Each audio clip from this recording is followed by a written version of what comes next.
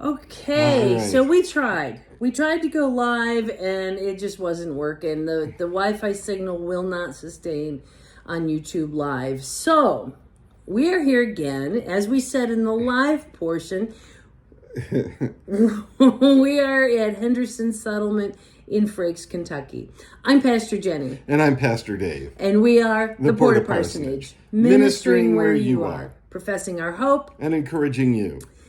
We brought a team of 9 Yep. from the Binghamton area Yep. down to Frakes, Kentucky to do a work camp at Henderson Settlement.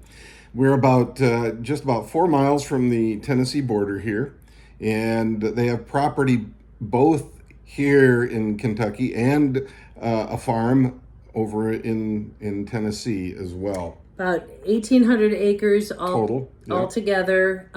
He says 900 from mountaintop to mountaintop. And then they have the other location also. They have everything from cattle to greenhouses.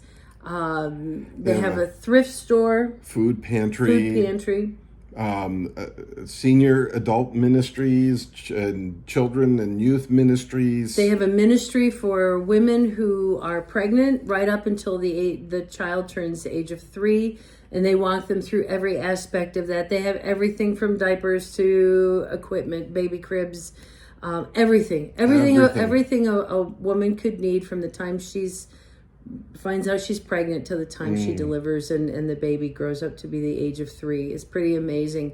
They have a once a year home build. Sorry, this is Right.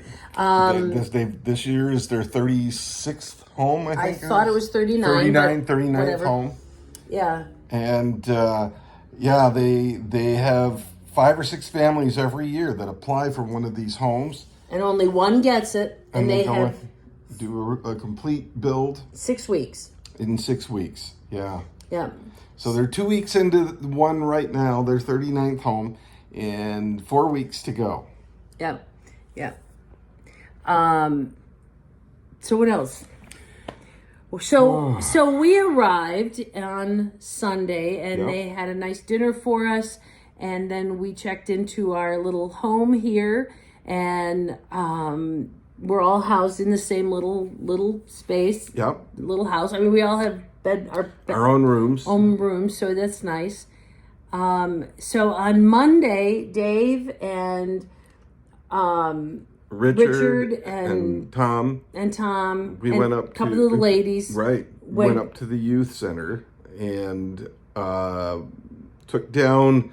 We worked in the bathrooms first and took down the medicine cabinets and put new mirrors up there. In one room, we were supposed to do the lighting in both rooms, and we only had lighting enough to do one of the bathrooms, so we completely did that. And then let them know what we needed for the next one, and we were able to finish that yesterday morning. In the meantime, Tom and Richard and I went through, and actually the ladies were there to help. They collected up the fluorescent tubes from the center strip of fluorescent lights in the recreation room. 3 rows of fluorescent lighting, the length of the building, and the middle row was what they wanted to replace with LEDs. And so we began to pull all that down, and we threw a few sparks along the way. We call him Sparky now. We turned off the power and threw the switches off anyway, but one of the lines that shouldn't have carried power was still carrying power, and it was I got a little bit of a shock, but not too bad. So while they were doing that, 2 of us went over to the dorm. We collected all that we needed to paint the dorm. The dorm, this was the boy in the dorm house. There are 4 large rooms, boys and girls on top with adjoining bathrooms, and boys and girls on the lower floor with adjoining bathrooms. Each of these dorms has, I think it's 10 bunk beds, 10 to 12 bunk beds. So each of those would house 20 to 24 kids or people. Or adults. Yeah. Whoever. And the boys' room on the lower level had not been painted in about 10 years. So we began work on that, got that all trimmed and ready to go. And then a couple of the ladies finished working with the guys and came over and helped us. So the four of us did a significant amount of painting on Monday. On Tuesday, we finished that up for the most part. We ran out of paint for one last section. So they're actually over there finishing that now and putting all the lighting caps back on and cleaning up the floor and putting the bunk beds back. So that project will be done. The lighting project is done. In the meantime, two of our other ladies have been in the thrift store sorting and clothing donations. Huge thrift store. And just all sorts of things. And they actually, what I learned, which was interesting, was they actually have some food items in the thrift store, because there are folks who, for whatever reason, are not comfortable with using the food pantry, and because they're USDA subsidized. You can't go under the radar. I mean, it's not just a handout. So these are food items they can purchase, and they can, feel good about buying their own food. Yeah.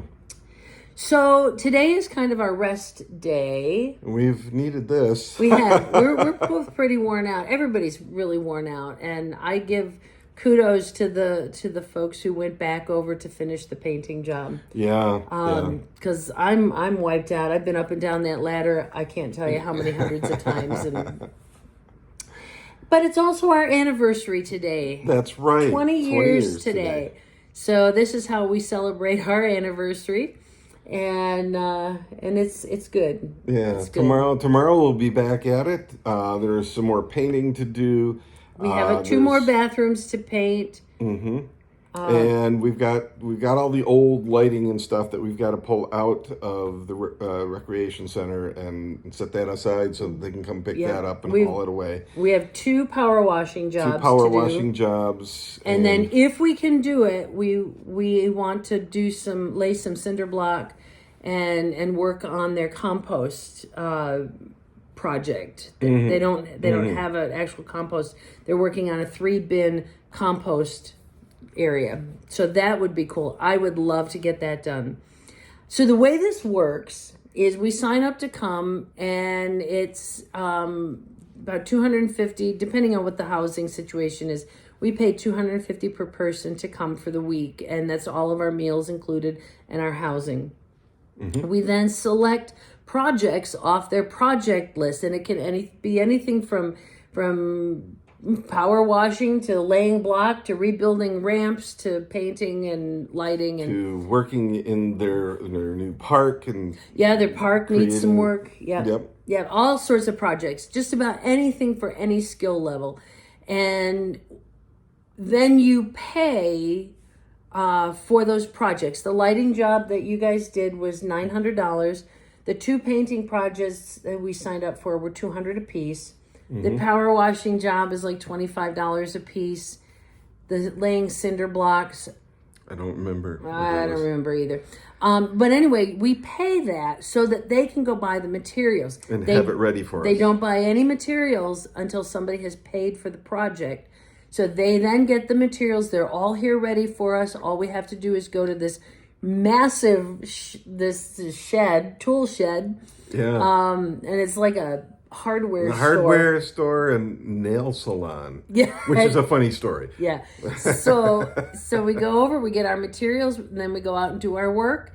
If the end of the week comes and we cannot finish, then they have groups who come in all the time who can't afford to pay to do a project. I mean, we raised $2,000 for our project costs.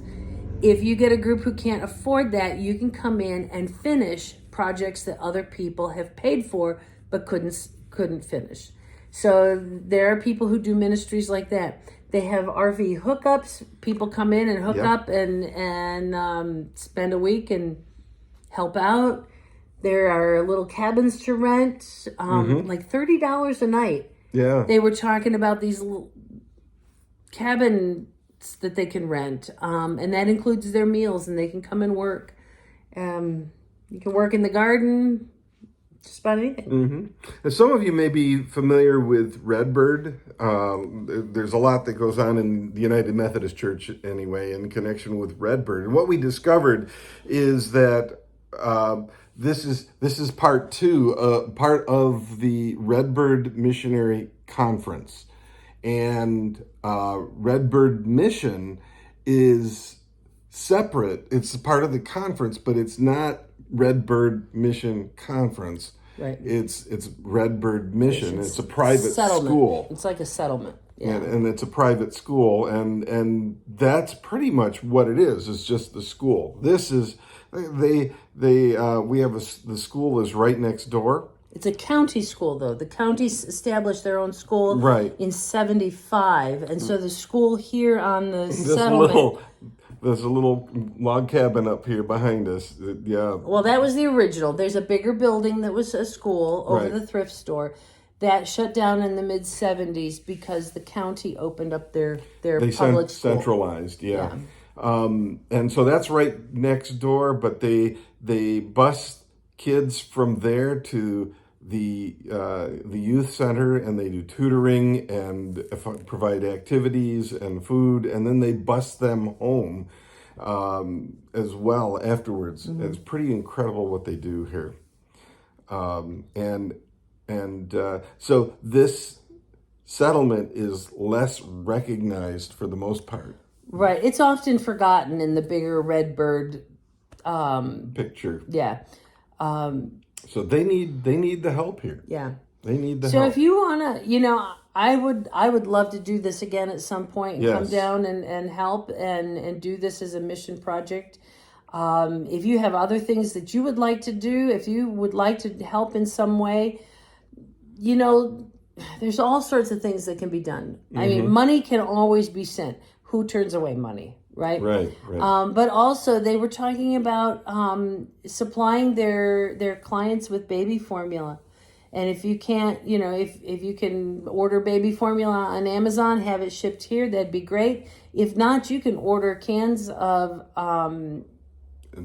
pet milk and or the carnation evaporated milk. Yeah, the carnation instant milk, and have that sent here. I obviously the best thing to do is get online and check it out and find out what they need, but things can be sent here. Or think about a mission trip, and it doesn't have to be a summer mission, maybe a fall. I think it would be beautiful here in the fall. All sorts of things. It's interesting to note that the history here. The village of Frakes was named for a pastor who was given an opportunity here to fulfill a dream, and it was supported by a Mr. Henderson, who donated the property. 68 acres to start. And now it's huge. And so that's why it's Henderson Settlement. Parson Frakes named it for the benefactor. Began to do this. But prior to that, this was called South America. And nobody wanted to come here. It was not a good place. It was very, very poor. It still is. Has a lot of poverty. Also has a lot of well-to-do, and it's kind of there's a real contrast here. But it was called South America, and people just didn't come in here. There's coal mining and there is logging that takes place here.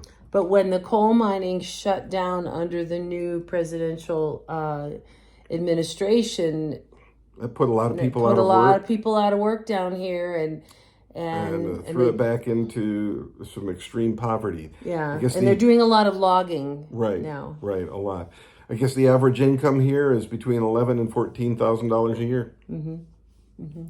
So it's a place that, what they are doing here to give members of the community a hand up rather than just a hand out. Although they'll do some of that as well. What they are doing is so incredible and so important and brings life to this community. In fact, community members have been, because of Henderson Settlement and experiencing some of the value of Henderson Settlement, some community members have gone on to college and gotten good education and have returned. Quite a and few. They've come back home to minister here, to work here at the settlement, to help grow their community, help to bring their community to understand that there's a whole world beyond this place. Yeah. So you can check it out at hendersonsettlement.org and find out more about it. Or you can just Google Henderson Settlement, Frakes Kentucky, just in case I have that website wrong. But you know what? It's not been all work. No, Monday night, what did we do? Monday night that we went, we had we had an orientation and learned a gave us- lot of history. It was really great. Tuesday night, we went and heard an amazing bluegrass band. Local band from the area, from Tennessee, from Virginia, and Kentucky. Pretty amazing. Yeah. Tonight, of course, today's a free day, so we're just kind of relaxing a bit.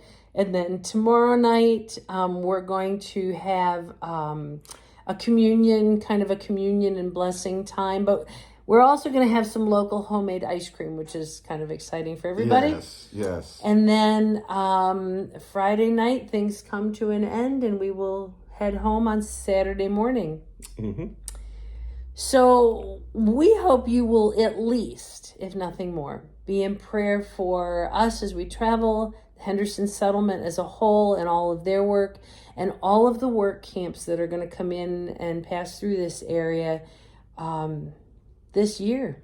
Yeah. And if you have any thought of, gee, that would be interesting, I want to know more, let us know. We'll get you in touch with the right people and get you the information.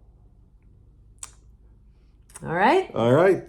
Well, that's it for now. We'll see if we can do this again at some point. We'll try. From somewhere over the weekend, the rest of the week. But the internet is pretty spotty here. We'll see how long it takes this to go up. We did have a 3.5 minute live. Yeah, we'll see. That showed the log cabin schoolhouse and so check that out too. And we will see you, at least if nothing more, we will see you on Monday morning for our regular prayer time at 5:30. Have a great day.